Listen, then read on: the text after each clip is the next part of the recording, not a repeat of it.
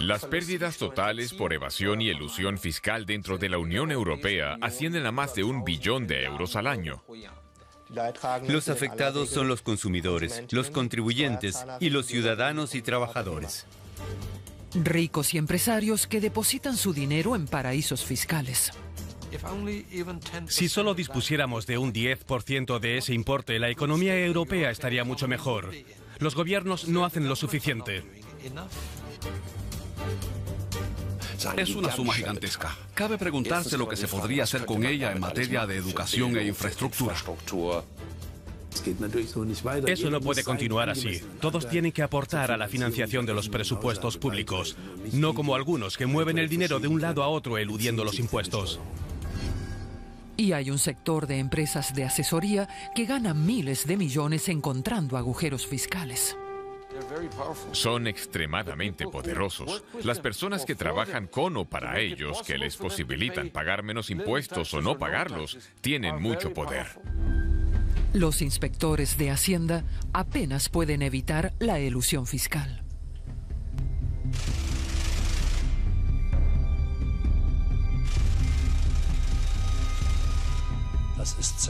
Eso destruye la confianza en el Estado porque ya no se lo considera justo.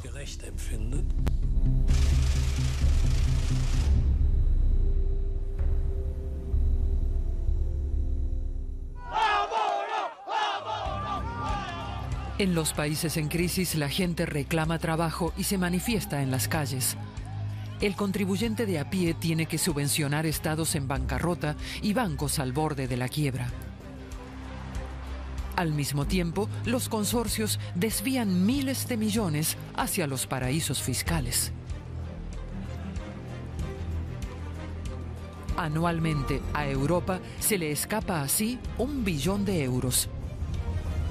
más de lo que cuesta la crisis del euro. ¿Cómo es posible algo así? ¿Y qué hacen los políticos para evitarlo?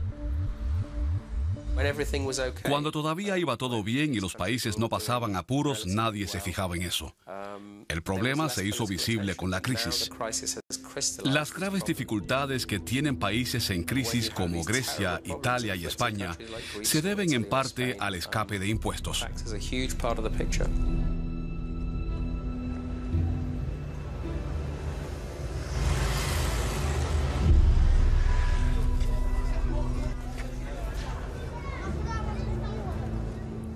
Seguramente no tendríamos esta crisis que tenemos hoy si los impuestos se pagaran. Eso está claro. Si la cifra es real, y pienso que lo es, tenemos que partir de la base de que si solo tuviéramos el 10%, o sea, una tasa impositiva relativamente baja, entonces los problemas presupuestarios de los países en crisis estarían resueltos. ¿Es aceptable que los países en crisis tengan problemas financieros y fiscales porque los consorcios envían sus ganancias al extranjero? Sí, ¿qué hace un consorcio? La junta directiva de un consorcio, que por supuesto también es una empresa, la junta directiva se debe a esa empresa, del mismo modo que el ministro de Finanzas se debe a los intereses de la República Federal de Alemania. Si no se atiene a ello, viola sus obligaciones y los propietarios lo despedirán.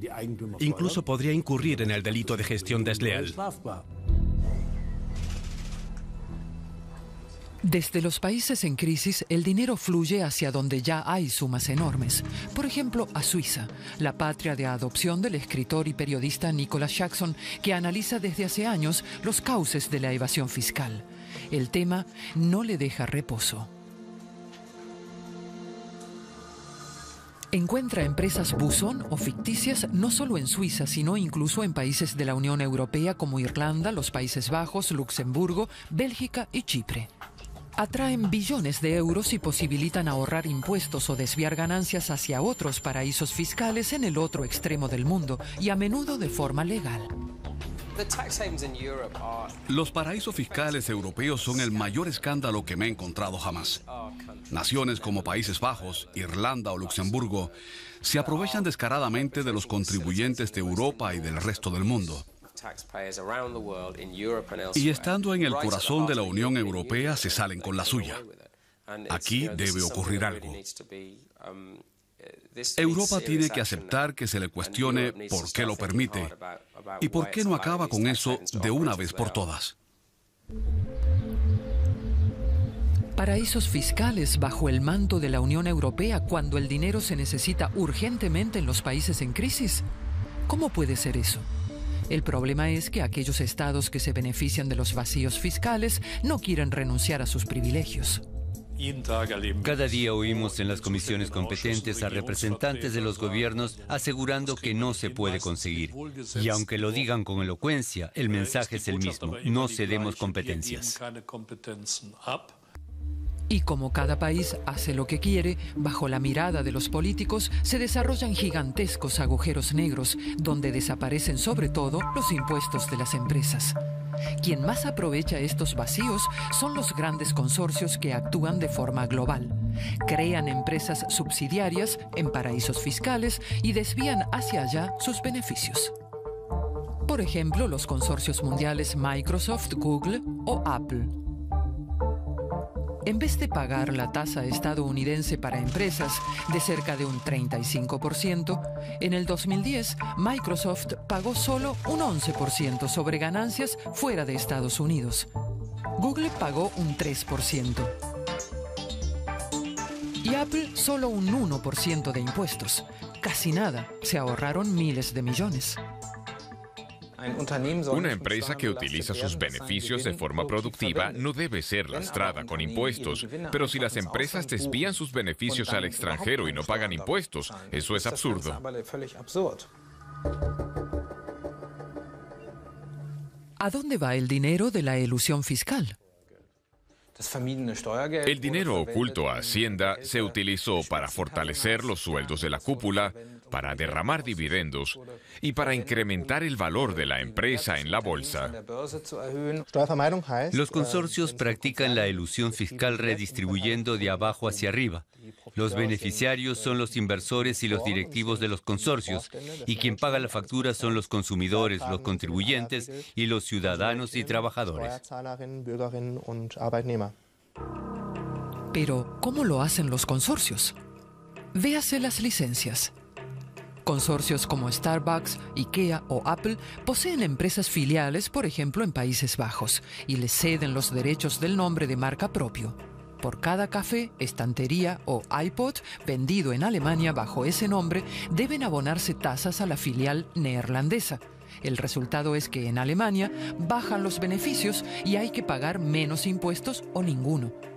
Y como en los Países Bajos los ingresos por licencias apenas están gravados, el consorcio se puede embolsar ingresos añadidos.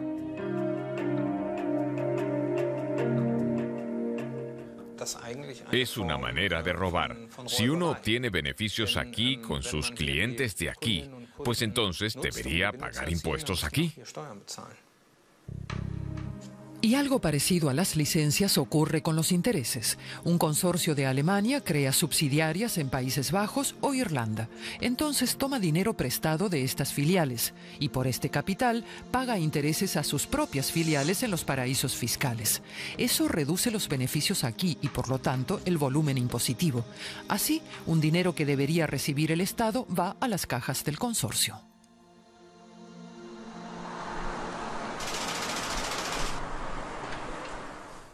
Markus Mainzer, de la red Justicia Fiscal, conoce otros trucos. Porque la empresa madre y sus filiales comercian alegremente entre sí, facturando género y servicios por cifras astronómicas. Eso lo demuestran investigaciones de la OCDE.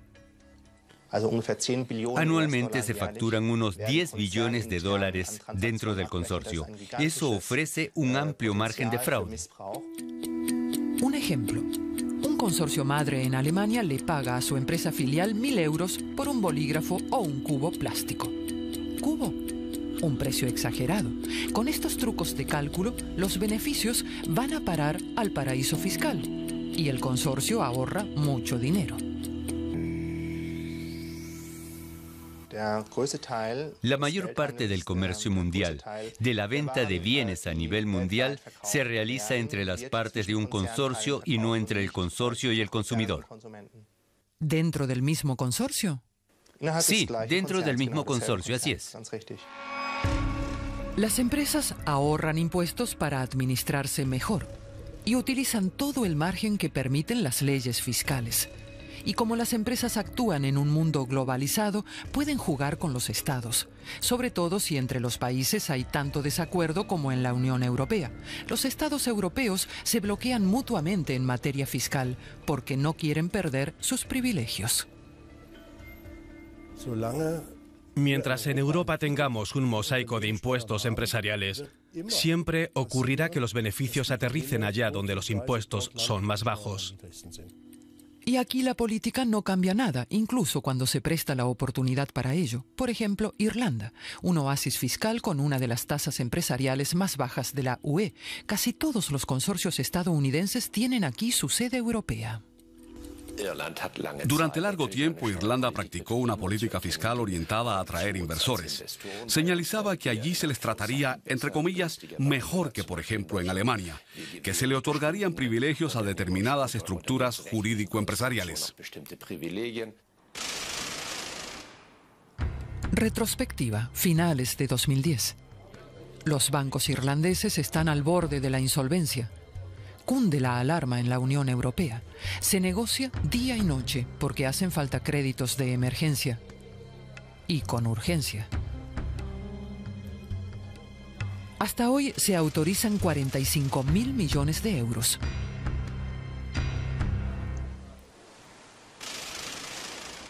Dos años después, Día de Acción de Gracias. La Cámara de Comercio estadounidense agradece con un banquete los negocios lucrativos en el paraíso fiscal Irlanda. El ministro de Finanzas irlandés, por su parte, aclara algunas cosas. Apreciados invitados, somos un país abierto a los inversores. Y un elemento clave de nuestra hospitalidad es nuestra tasa impositiva del 12,5%. Les puedo asegurar que esta tasa no es negociable.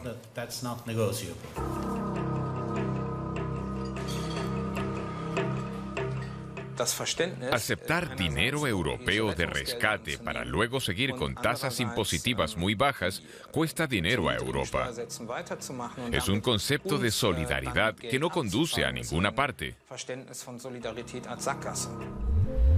Pero en vez de subir las tasas, los estados hacen justo lo contrario. Para atraer a las empresas, compiten entre sí a la hora de reducir los impuestos.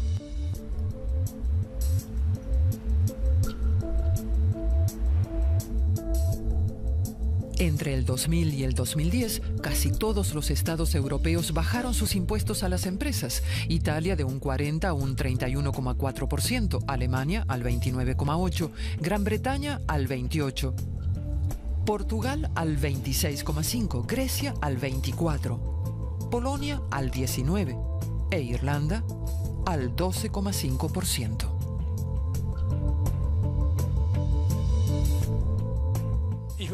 El dumping que practican los estados entre sí lo calificaría yo de competencia ruinosa, porque los únicos beneficiados son las empresas y la factura la paga la gente de a pie, que ve cómo su situación empeora. Y eso, a la larga, destruirá a Europa. Por eso la lucha contra este dumping fiscal también es una lucha por la identidad europea.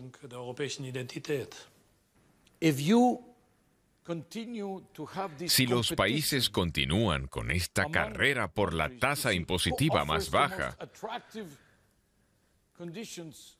eso acabará en una espiral a la baja fatal. Eso tal vez sirva para atraer inversiones internacionales de las que no se obtendrá provecho. En Alemania, el ministro de Finanzas Hans Eichel fue el primero en bajar el impuesto empresarial de más del 50% al 40%. Su sucesor, Per Steinbrück, lo situó después por debajo del 30%. Las arcas estatales dejaron de ingresar unos 37.000 millones de euros anuales. Cabe preguntarse por qué dos ministros socialdemócratas como el señor Eichel y usted redujeron así los impuestos empresariales. Eso se debe a que hasta comienzos de la primera década de este siglo la imposición fiscal a las empresas en Alemania estaba muy por encima de la media europea. Y a partir de ahí, muchos inversores se plantearon la posibilidad de marcharse a otros países donde los impuestos empresariales fueran más favorables. El capital no se deja ahuyentar, sabe a dónde va. Las mismas personas que sin escrúpulo alguno acuden allá donde pueden ganar dinero, saben que ya solo pueden obtener beneficios allá donde exista una economía floreciente.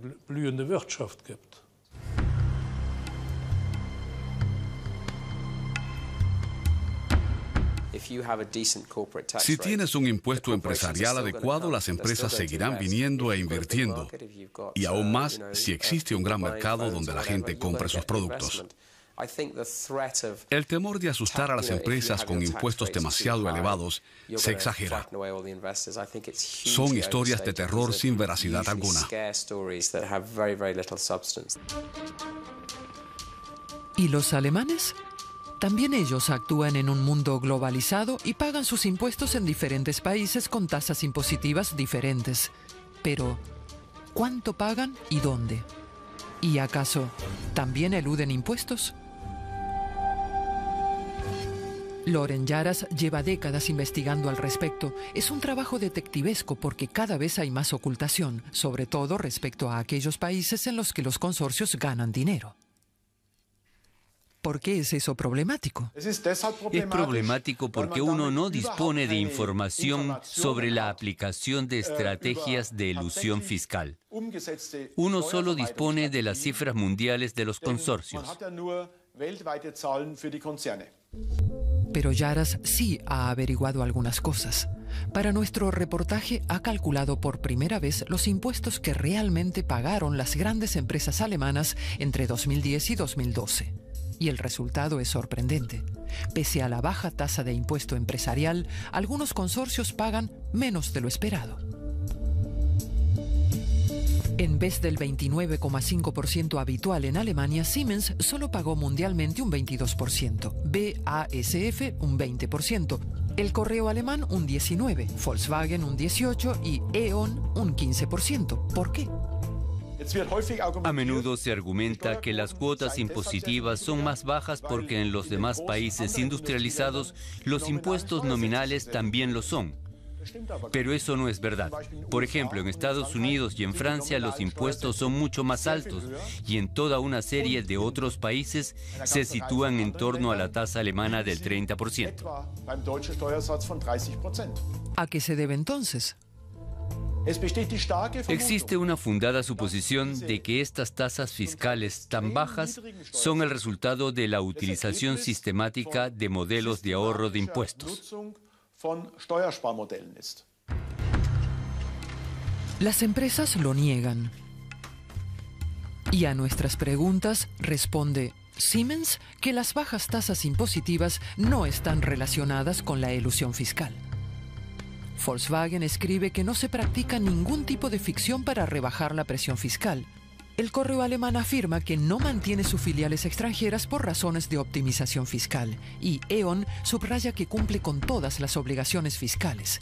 En BASF hacen gala de sinceridad y dicen que, en interés de nuestros accionistas, se considera adecuado rebajar la presión fiscal en los respectivos países.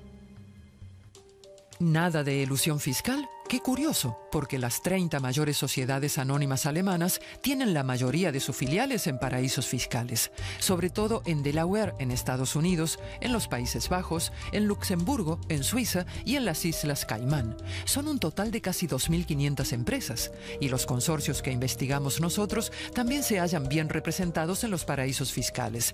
Siemens registra 46 filiales, BASF 40, la Deutsche Post 70, Volkswagen 97 y E.ON 81. Las empresas hablan mucho sobre ética y responsabilidad social, y a veces también la practican, pero los impuestos son un tema tabú. En este ámbito solo cumplen las leyes según dicta su formulación e ignoran su razón de ser moral. Las empresas generan empleo y beneficios. Pero como cada vez eluden más impuestos, participan cada vez menos de los costes para nuestra convivencia, para la educación, la salud y la seguridad. Si la infraestructura cercana a la economía se degrada y el sistema de educación no recibe dinero suficiente, aun cuando se tenga la impresión de que todo se hace sobre una base moral y que todo lo que permite la ley es legítimo. Pero para mí no lo es. Podrá ser legal, pero no es legítimo. Pero la política es quien hace las leyes y la política europea es quien bloquea las nuevas leyes. ¿No debería entonces asegurar al menos un control suficiente de los consorcios? Pero entre bastidores se ha desarrollado un sector enorme, la así llamada industria de elusión de impuestos. Su único cometido es encontrar escondrijos fiscales y para eso redistribuye consorcios de manera que ningún funcionario de Hacienda pueda tener una visión clara. Visitamos al profesor Prem Sikka en la Universidad de Essex, que ha investigado la industria de elusión de impuestos. 4 consorcios asesoran a casi todas las grandes empresas para que paguen los menos impuestos posibles. Ocupan a miles de académicos solo para proyectar modelos de elusión fiscal y colocar beneficios en todos los rincones del mundo. Son extremadamente poderosos. Las personas que trabajan con o para ellos son un lobby de por sí. Tienen delegados en todas las capitales y contratan a los abogados más caros.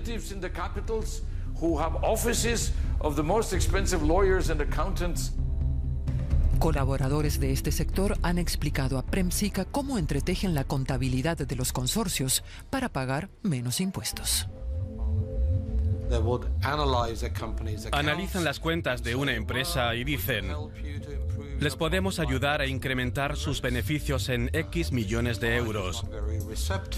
Si un cliente dice que no, al cabo de una semana le llaman por teléfono y dicen: su competidor tal o tal ha comprado el modelo y tendrá más ganancias.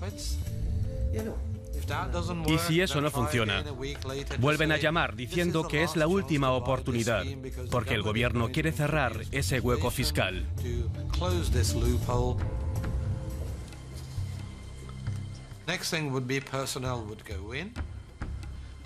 El próximo paso es una visita personal, con una presentación sobre un flip chart o un ordenador portátil. No hay papeles para que no existan pruebas. La persona que hace la presentación debe borrarla luego. Si el cliente se apunta, primero debe firmar una declaración de confidencialidad.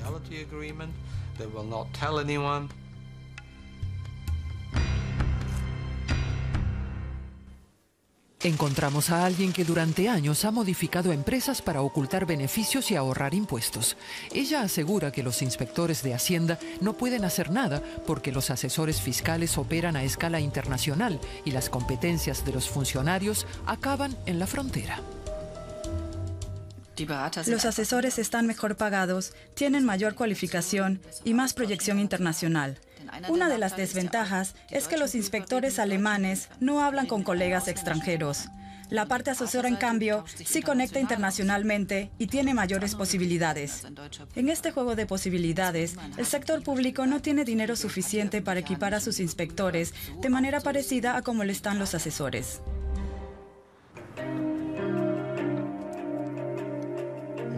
Hay que exigir a los consorcios que publiquen anualmente sus beneficios, su facturación y los impuestos que pagan en los países donde operan. Para los consumidores y las oficinas de Hacienda, sería importante saber dónde facturan y cuánto dinero ganan los consorcios. Nicholas Jackson también exige más transparencia en los balances empresariales para hacer frente a la elusión fiscal.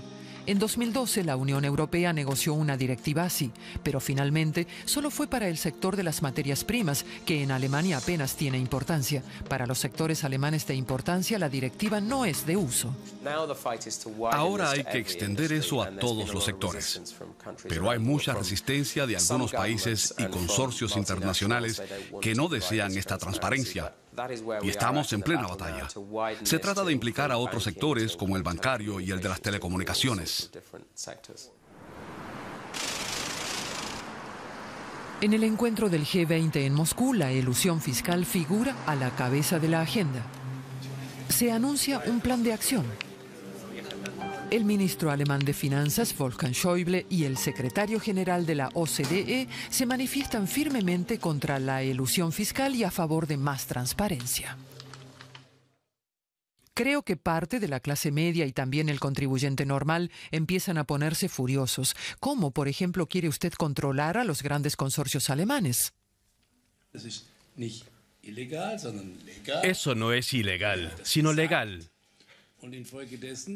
Gurría lo dijo, y en consecuencia es misión de la comunidad internacional crear reglas que garanticen que se registre la actividad empresarial real y dónde se realiza. Y ese es el objetivo de nuestra iniciativa. El gobierno federal alemán, un adalid de la transparencia. A través de terceros nos llegan documentos secretos, las así llamadas instrucciones. Son documentos que demuestran la línea que siguió Alemania en Bruselas durante el debate de la Directriz 2012 y vienen del Ministerio Federal de Economía. Allí se lee: Alemania no puede compartir una ampliación del deber de información a otros sectores como son el bancario o el de las telecomunicaciones. En otras palabras, la transparencia que exige públicamente el ministro de Finanzas no la desea en absoluto el ministro de Economía. Estoy espantado tras conocer esas instrucciones que demuestran claramente que Alemania, con ayuda de la legislación europea, ha hecho fracasar cualquier tipo de avance en relación con la transparencia sobre el pago de impuestos. ¿Bloquea también el gobierno alemán la política tributaria de la Unión Europea? Durante semanas nos esforzamos por conseguir una cita con el ministro federal de Economía, de quien proceden esas instrucciones. Philipp Rösler finalmente nos informa por escrito que una ampliación de ese deber de transparencia solo supondría una mayor carga burocrática de la que no resultaría ningún beneficio reconocible. Entretanto, la OCDE ha presentado su plan de acción, que sería un paso importante contra la elusión fiscal. Ahora, de entrada, negocian los gobiernos. Todos deberían aprobarlo, postergando intereses nacionales. Pero no es de esperar que eso ocurra. Entretanto, los empresarios siguen ahorrando impuestos, mientras los estados siguen endeudándose, y crece la presión sobre los ciudadanos en los países en crisis. Las personas más ricas y más poderosas llevan su dinero a paraísos fiscales, saquean sus propios países, violan las leyes, destruyen la democracia y acentúan la desigualdad. Y nadie hace algo para evitarlo. Creo que vivimos una auténtica crisis de la democracia que podría ir a más. Y si no encontramos otra respuesta que ir traspasando responsabilidades, entonces podemos irnos preparando para turbulencias políticas de peso.